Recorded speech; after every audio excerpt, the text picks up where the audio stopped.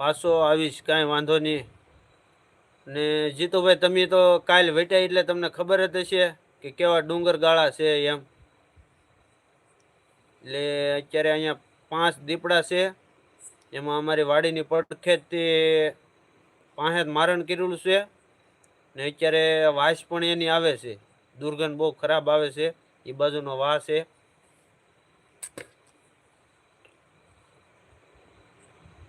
જૂના રાજપરામાં પણ આવે છે સિંહ ને દીપડા. હા, એ પણ મને ખબર છે. તે દાડે હું રાત રોકાણો હતો, હું બહાર સૂતો હો, અવાજ બહુ આવતો હો, પણ બીક નહોતી લાગતી હો. તમે બધા અંદર હતા ને હું પણ એકલો બહાર સૂતો હો, પણ બીક નહોતી લાગતી. અવાજ આવતો હો, ત્યાં બોલતા હોય કોને ખબર. તો જીતુભાઈ કહે છે, હા ભાઈ, ડુંગર બહુ છે એટલે જ ત્યાં અહીંયા દીપડા ને સિંહ રહે છે. ને આની કરતા મારા ગામડે વધારે બીક છે. કારણ કે અમારા ગામની અંદર ચોકની અંદર 2 સિંહ બેઠા હા 15 દી પહેલા મારા ગામની અંદર. હા બિપિન, અમારા ગામમાં જે નવરાત્રી રમે ને, ત્યાં 2 સિંહ બેઠા હા 15 દી પહેલા રાતે.